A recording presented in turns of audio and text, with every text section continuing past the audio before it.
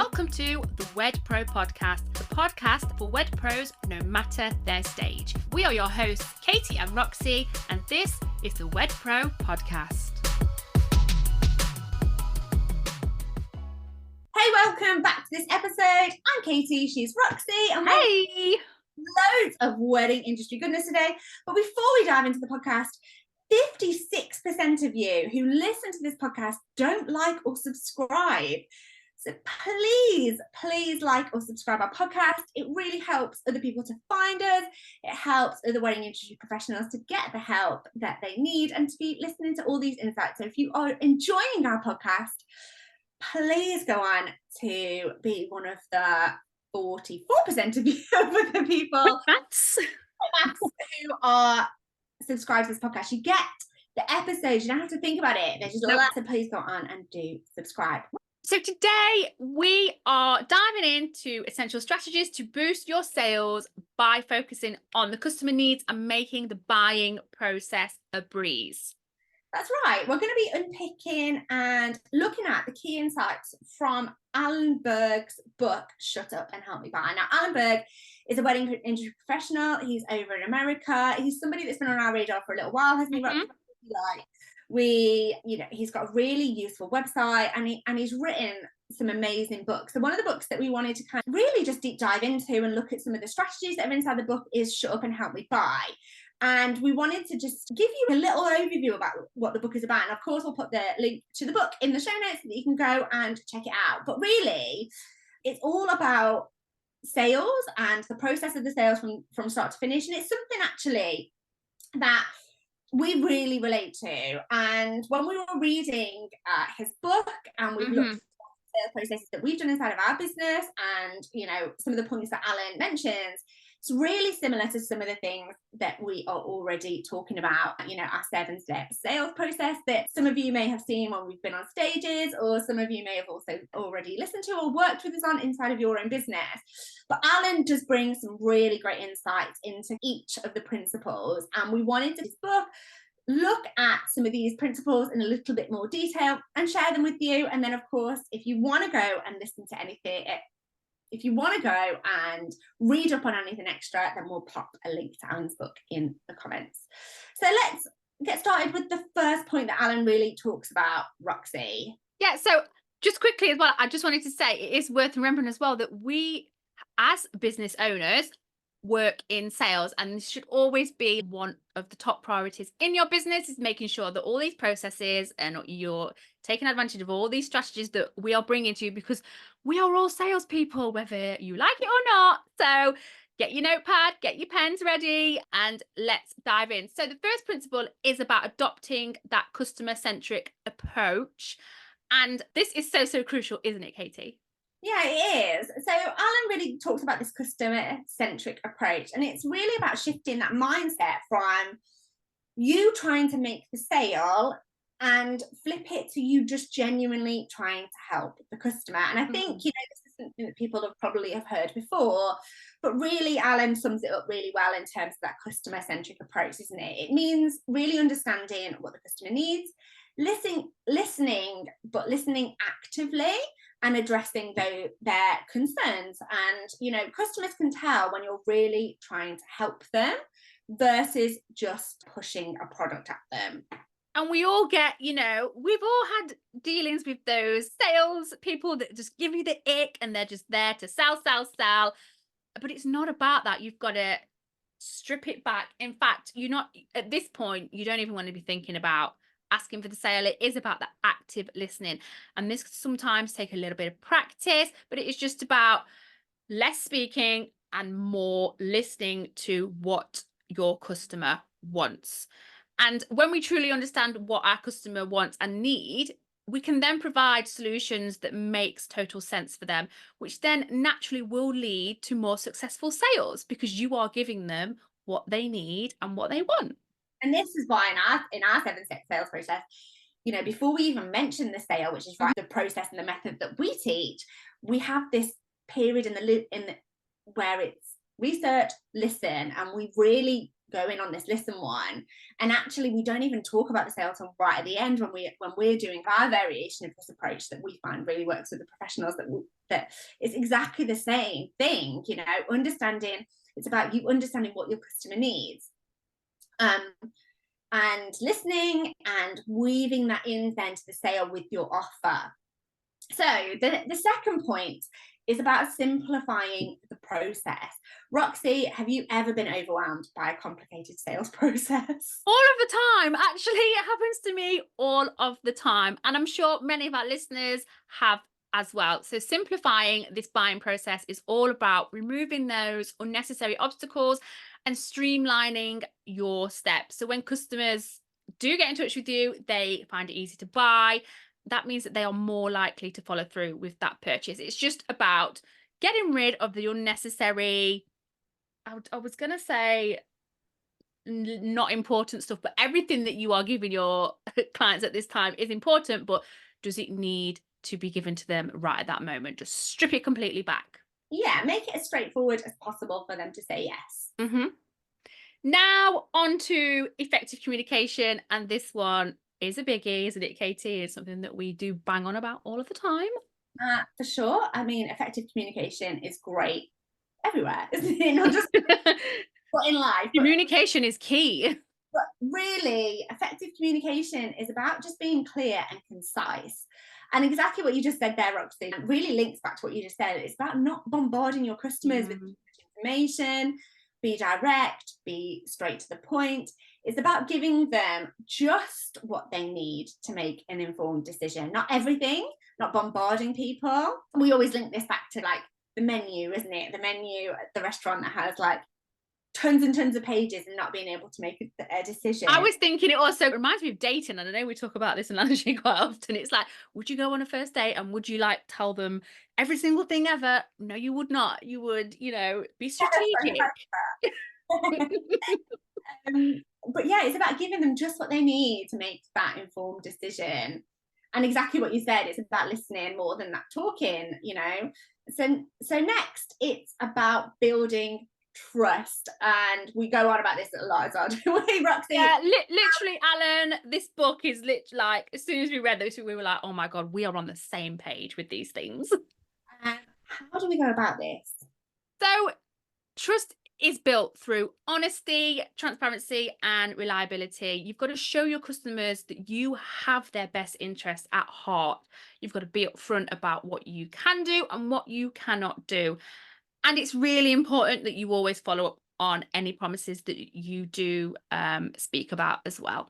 Yeah, trust takes, you know, time to build, but seconds to destroy, doesn't it? That is true. Always, you know, do what you'll say you're going to do. Handle your customers with care. You know, even if it's you know, something that you say you're going to do in an email, then follow up and do it. Do it. You know, really, it's about infiltrating this in all of your processes. So we would do this, you know, even when we're looking at building a lead magnet and sending emails. If you're sending emails and then saying, I'm going to give you this thing, then have a process to give them the thing. Or, you know, if you're going to tell them that you're going to call them on Monday at 5 o'clock, call them on Monday at 5 o'clock. You know, trust takes time to build. And exactly what you said, that reliability thing, you know, yes, I can trust you because you're reliable. You do what you say you're going to do. Honesty and transparency, exactly what you're saying, in terms of just being upfront about what you can and what you cannot do. But you have to think they're gonna, if you are unreliable, you don't follow through on your promises, how is that gonna look when they think about you working with them for their wedding? If you can't do it at this stage, they're just gonna be like, nah, this is just not gonna work at all. And it is really true, you know, how you said about it, trust really takes time to build, and it literally can be taken away just like that. I can't click right now because I've got hot hands. But literally taken away like that. So our next point is about personalizing the experience that you have with your clients. So Katie, why is this so important? So personalization makes customers feel valued and understood, and it's about tailoring your approach to every individual. When customers see that you're addressing their specific needs and preferences, they're much more likely to feel connected and appreciated. And, you know, this connection word is massive all the time. I think, you know, as we see rises in social media, as we see rises in the way that we're communicating, and this is rapidly changing, almost in a generation, it's changed hugely. You know, I still remember the time, you know, where, you know, you would phone a landline, and, you know, and people wouldn't pick up a landline number, or people wouldn't pick up a mobile phone number if they didn't know the number that was coming through, or WhatsApp. All of these methods of communication are really, really new. But this connection thing, because of these methods of communication, because, you know, connection seems harder to come by than ever before, it's more important. And easy ways that you can establish connection with people is about that, you know, helping people to feel, you know, valued, helping people to feel appreciated. And it can be done as simply as getting their names right, getting their first names, you know, right on emails, not having generic responses. Yes, have some responses that you're going to use templated out, especially in CRMs, etc., just to make processes easier for you. But have systems in place in your business that each and every single message and email can be personalized and, you know, adapted to that customer. And something you just said there, which piqued my interest, you said, you know, connection is really hard to come by, but how bizarre is that to say? And it is true, because connection is easier than ever through lots of different mediums, but yet. Yeah, it's just changed. Yeah. You know, I was listening to a podcast a couple of weeks ago in terms of, it was actually talking about the differences between men and women and how women communicate and men communicate. And I was listening to this podcast. It's a Stephen Bartlett podcast. It was one of his most recent ones. And it was talking about men in general and men's mental health, if anyone wants to go and find it. But part of this, part of it is that actually we, as a human species, we crave connection. And this goes right back to the days of when we were in caves and, you know, hunter-gatherer communities, and we innately knew that to survive it was important to have people, other cave people around us, to light the fire, to keep the fire going, to get the food, to look after the children, whatever it was, right? And it's innately in us. And this podcast was just exploring the ways in which connection has actually been lost, and how we can, you know, with people not having relationships till later and later, online dating, the masses of things that goes around online dating, and how actually difficult it is for online dating, how we don't tend to meet people in real life as much anymore, you know, especially a lot of small people work from home. But connection is so innately in us. And we talk about quite often psychology principles with sales. When we look at this, you know, the sales process, we try to quite often, you know, there are innate things in us that are trust is super important to us, connection is super important to us. And when you look at sales from 100 years ago, 200 years ago, or when people used to doorstep knock and knock on your door and sell at the door, right the way up till now, not actually a lot has changed. Yes, the tools in which we do these things have, but actually the psychological principles are there. So exactly, you know, in terms of connection, yes, it may feel so much more difficult to come by these days, which is why it's really, really more important than ever. And it can just be as easy as, like we said, having the details for the wedding, making connections with people early on, finding those commonalities with your couples, you know, being open and honest and transparent. And, you know, if the client isn't for you, I think that's just as important as well. If this client isn't for you and you can't, you know, be honest. This is what we were saying, be honest about what you can and cannot do. Exactly that. And it's the difference. It's that difference between them feeling like a number and actually feeling like a valued customer. That's it. And I think that's it. These things are just stacking up for them to feel valued, and not like, you know, I think people have this perception of, you know, sales and you know, your clients know that you're selling to them, and even if they want the thing, I think sometimes, you know, it can be given they can get a bit of the ick, can't they? And it's like even going to a car garage, you know, I know Oh, isn't it? Yeah. I want the car, so I'm walking in and I want the car. I wouldn't be there if I wasn't, you know, No, shopping. the thing is, I think we all have preconceptions of oh no, like yes, I want this thing. Oh gosh, but I'm going to be sold at. So if we can take that away, which is not about just being sold at, is it? Exactly what Alan says in the book, like help them buy, like Mhm. help, you know, it's Like, actually you want them to buy, so make it easy. replace the word selling with helping, and I think Yes. it's a lot, you know, smoother and easier, and you know, it takes away those barriers a little bit. Mm-hmm. So handling objections gracefully, because Ooh. objections come up, but Alan talks about handling objections gracefully. Roxy, what's your take on this? Okay, so our objections are a natural part of the sales process and they're going to pop up from time to time, more often than not. But when faced with them, it's just really important to listen carefully and respond thoughtfully. Use objections as opportunities to provide more information and reassurance. It's not about winning an argument, it's more about understanding and then addressing those concerns. And this is it, you know, we do this. We have this part in our 7-step sales process where it's listen, and then it goes into, you know, Mhm. asking questions. So we ask in our 7-step sales process, we have a whole area that's dedicated to asking questions and listening. And then it's about giving them the space to raise any objections or any concerns. And we have questions that pull these out of your clients. But this is exactly what this part is all for, so that you're able to ask them, you know, take the temperature of the conversation, see what your clients are happy with, maybe not so happy with, what objections do they have, because these are, you know, really those fears or those desires that they want you to solve. And then in our process, we would go back to answering the questions, do more listening, etc. But objections and the way you handle them can build more trust. You know, it shows that you respect their concerns, and it shows that you're there to help. And I'm so glad we're going to be talking about this next point. And it's really funny. I'm so glad we're going to be talking about this next point. And actually, it's no accident that in a lot of the sales processes, and you'll find the one as a listener that you connect more Yeah. with, and the way that you want to do it, and you'll tweak and play with things. And we're going to tell you about a story in a minute, aren't we, Roxy, as to how We we've are. played with things and we've refined our sales processes over the years.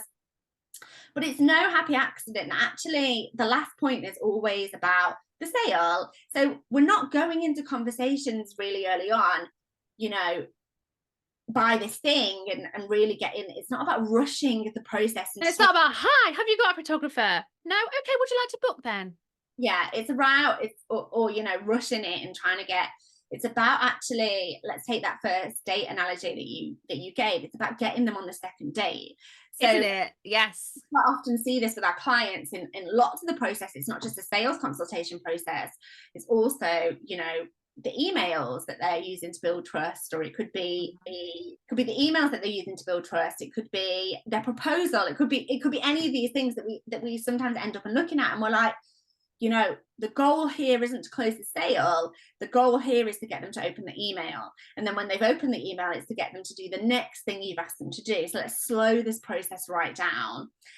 So the 7th process is closing the sale.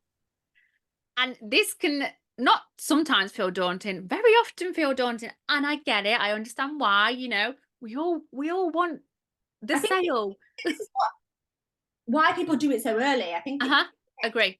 get it over with and then rush it because it feels a little bit icky, like we mentioned. Yeah, it's like, okay, I've got to get to A to Z as quick as possible because I don't like this.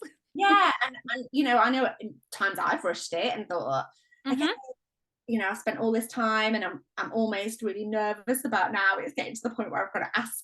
And then I've got to say those words and I don't know how to say those words. So what I'm going to do is I'm just going to let you get back in touch with me if you Or want to book. I'm going to say, like, almost self-sabotage. All the time. What you need to do is you need to just think about it as helping. Take away, you know, quite often, and I think we use this analogy with some of our clients in our group coaching program, WebPro CEO, and we were speaking to them about and looking at actually dissecting where does this come from in terms of the ickiness around sales. And actually it's quite often the customer will ghost us, the customer will, you know, quite often pay invoices and then they ghost you again, and they don't stick to the processes or stick to the contract. You know, if you're a legit business and you're doing things, you know, you've got contracts in place, you've got processes in place, and you're upfront and you build all that trust and honesty with your client, and you're transparent, you're honest, and you stick to your side of the bargain. Quite a lot of the ickiness around sales, some of the time, it's not even about the people selling.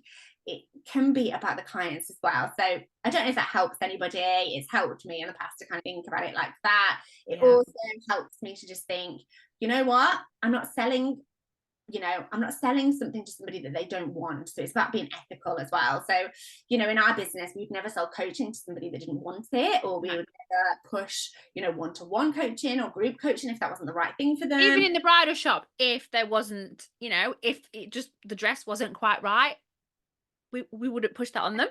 Because it's just unethical, and that does make it icky, and that does make it like, you know, not great. And it's just, you know, exactly what we're both saying there. It's just, you know, about genuinely wanting to help and knowing that you are the answer, if you are the answer.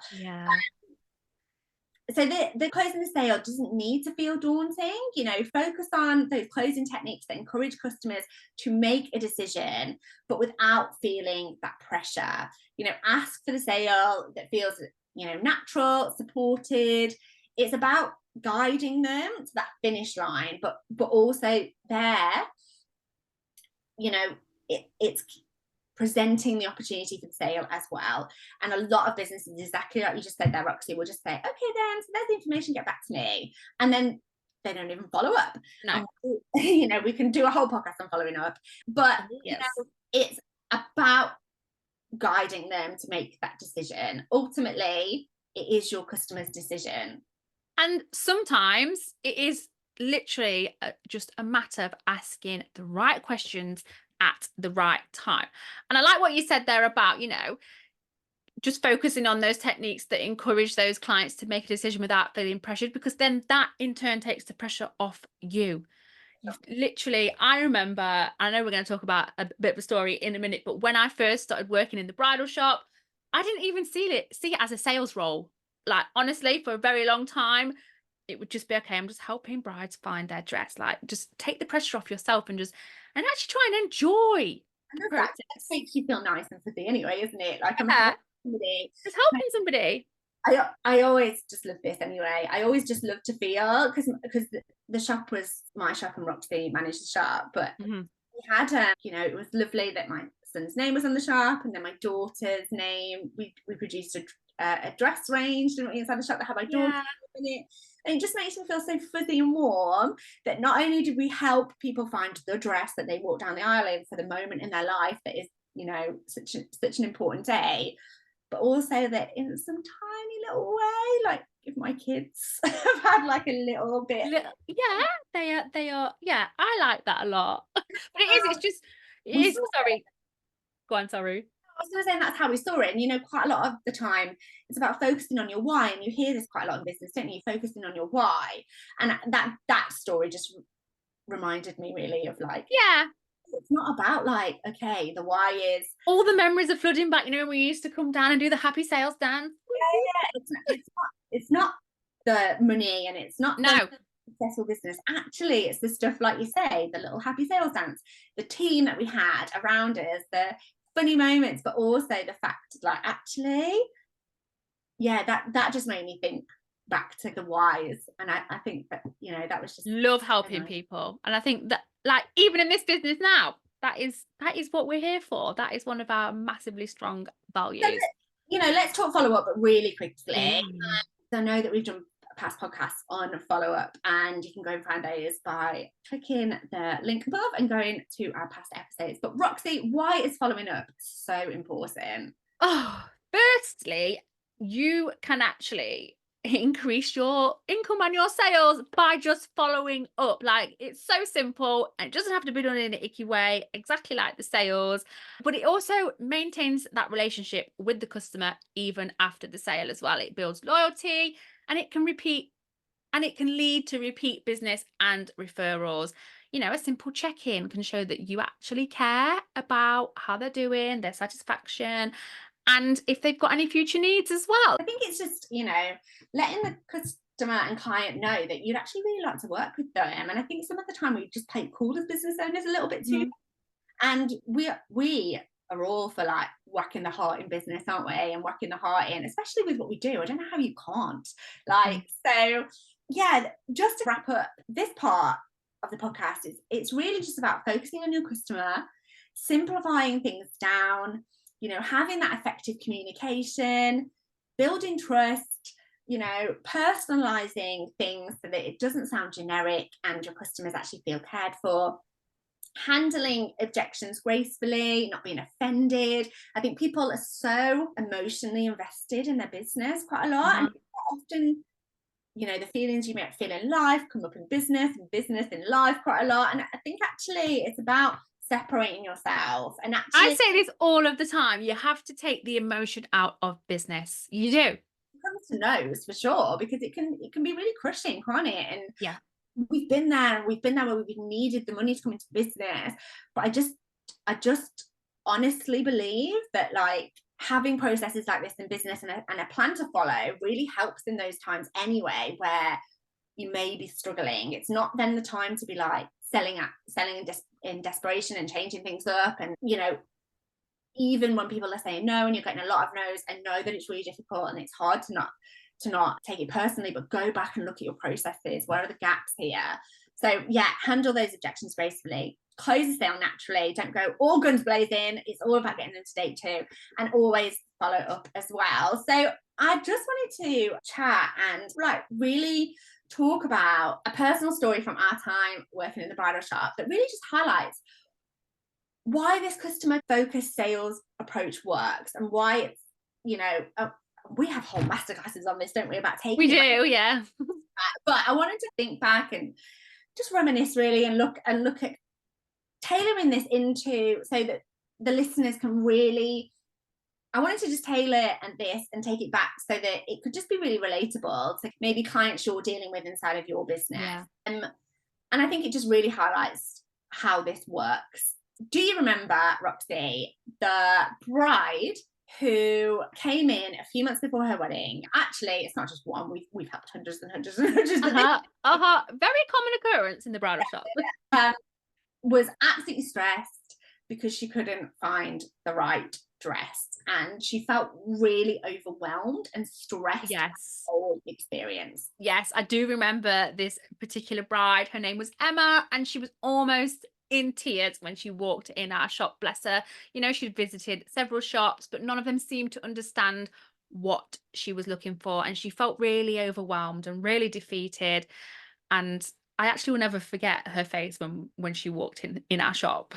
I know, and this is where really our customer-centric approach really made a difference there. We didn't just show Emma dresses right away. We had a multi-floor shop, didn't we, Roxy? Huh?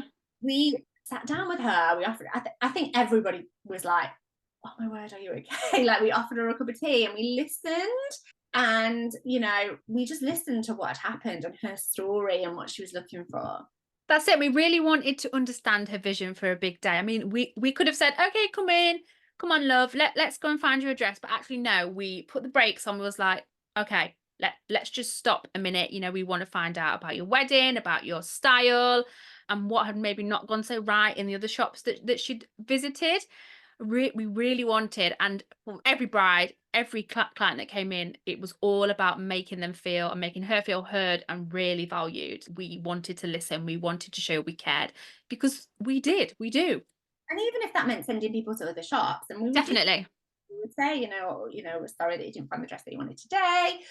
Here's the next date when we're going to be getting a delivery, or we were in an area with 2 or 3 other bridal shops, weren't we? So they within walking distance. So we would always give the details out, because then more often than not, they would come back to us for their bridesmaid dresses, or they might come back to us for their accessories because they'd had such a great experience. Or they would, yes, they may not have found their dress with us, but they remember the customer experience, and they remember that really customer-centric approach. So that when their friend was getting married, they were like, oh, I didn't find my dress there, or the dress that I wanted there, but had such a great time and their dresses were beautiful, and you may have done. But it was about simplifying the process for her, having that clear picture. And when we ended up bringing out a few dresses, it was about removing all that overwhelming choice. It was about listening and bringing out the dresses that matched what she was looking for, rather than overwhelming her with so many options. Yeah. And I do remember her face lighting up when she tried on the third dress that we presented her with. And you could literally see like the weight lifting off her shoulders. We were communicating clearly with her. We were reassuring her about the fit, the alterations, and building trust along the way by being really transparent about timelines as her wedding was coming up, and costs, like everything that she would need to know. We made sure that she knew. And this helps people make informed decisions, like, Mhm. any added costs that need to be added on, about alterations, any accessories, what else she may, need to take into consideration. But personalizing the experience made all the difference with Emma and the other brides that we worked with. And she found that, we were understanding her unique needs, and she appreciated that individualized attention. So it was really about listening to what she liked, what she didn't like, what dresses she tried on, what, material she may have liked, had she considered this and this. But we handled her concerns with care as well, especially when she was, worried about Mm. alterations or any minor alterations as well. It was about being knowledgeable and being able to present the information to her. And then, when it came time to close the sale, and this is what I was talking about earlier, it didn't feel salesy. It felt natural. She was confident and happy with her choice. And we just literally simply guided her through the next steps, no pressure attached at all. And that is the best way that you can make sales, is to just take Yeah. the pressure off. And then you may think, okay, job done, I'm in the wedding industry, I've made the sale. But actually, no, the follow up is just as important too. We kept in touch with her, like all of the brides and grooms in the I've green. still got like friends, like the brides that we worked with are still like friends. Yeah. Messages all the time off them. It's my anniversary. I love it. But it was all about ensuring that she was happy with everything, alterations, checking in with her before the wedding, ensuring her dress was steamed, anything else we could do, checking in after the wedding to see how everything went. We used to send little cards, didn't we? Mhm. Like, yeah, all of these things. But these things build that lasting relationship. And she ended up referring several friends to our shop as well. This experience with Emma perfectly illustrates how focusing on the customer's needs, simplifying the processes, communicating effectively, building the trust, All per- the things in Alan's book. all of the things in Alan's book and above that we spoke about today, personalizing experience, objection handling in a graceful manner, and then closing the sale, and then lastly, the follow up. It can really flip that what can be a stressful situation actually into a joyful one, and you can actually enjoy closing clients instead of absolutely bricking it. Politely put. Our personal story there, and that's Yeah. just one of thousands we could have Oh pulled. my gosh. Oh yes. Also in this business as well, like we do with sales in this business, but that's just one of thousands that we could have pulled on. Just shows that great sales come from truly helping your clients, for sure. Started. So if you're struggling with pulling any of these concepts into your business, any of your sales method, and it isn't just a case of just having, well, I think I've got a sales process in because I asked for the sale. Actually, I think Alan's book and this podcast, and even other trainings that people may have done and seen from us, our 7-step sales process, just goes to show that actually there's a little bit more to it than just coming straight to the sale. And there's more steps involved in that. And that actually isn't something to shy away from. It's actually something positive. Embrace. It's going to help you to get a yes at the end of the day. So it doesn't, and just like we've talked about the importance of that customer-centric approach, we're going to be hosting some workshops and seminars in November, focusing on enhancing your own skills. So if you're somebody that really wants to truly understand and meet your clients' needs, if you want to make the buying process smoother and more enjoyable for yourself, but also for your clients, this is significantly going to boost your sales and client satisfaction as well. If you are a wedding business owner who is facing unique challenges, dealing with demanding clients, and you really want to stay ahead of industry trends, we know it can be overwhelming, and we have been there and we know how tough it can be. And at WedCon, you'll find solutions to these problems through expert-led sessions and so much opportunity to network. Imagine being able to ask industry leaders your burning questions and getting real actionable advice. Yeah, just as we've emphasized, really the importance of simplifying processes and building trust in our podcast. WedCon is going to be designed, I mean, it's always designed year on year, but this year is even better. It's going to help you streamline your business operations and build lasting relationships. You're going to discover the latest tools, technology to make your work easier and more efficient. Plus, the connections that you're going to make at WedCon could lead to collaborations and partnerships that just take your business to the next level. So if you're listening thinking, what is WedCon? Well, WedCon is a day, it's just an amazing day that we bring everyone together, don't we? It's a day for the wedding industry. It's for you to step out of your business and work on your business, absolutely supported by those professionals, by us, and with other amazing businesses in the room. WedCon 2024 is an investment in your future business success and a chance to learn, grow, and connect with like-minded professionals. We absolutely love WedCon, obviously, but we would love to see you there on the day. It's in November, and this year we are holding it in Chester. Yeah, it's on November the 20th. We hire a wedding venue. So let us spoil you. This is not going to be like any conference you've ever been to. Come on, we're the wedding industry. We do things better. So don't miss out on this opportunity.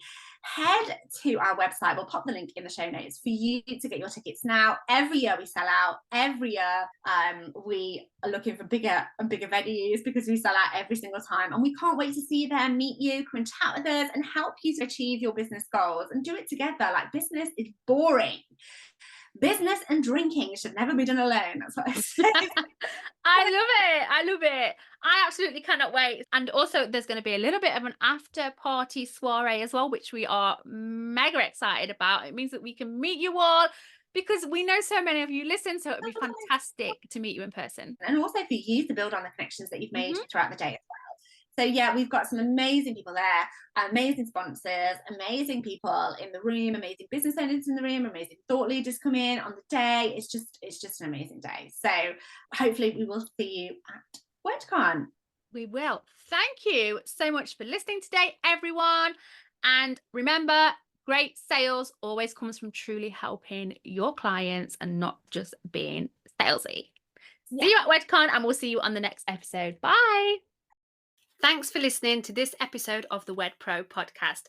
Full transcripts of this episode, plus every other episode we have done, are available at www.theweddingbusinesshub.com/blogs. Thanks so much for listening. If you do have any questions about this episode or anything else at all, you can email us at info@theweddingbusinesshub.com. And if you are loving our episodes, which I know you are, make sure you hit the subscribe or follow button so you can stay updated with any new episodes that land. We look forward to seeing you on the next episode.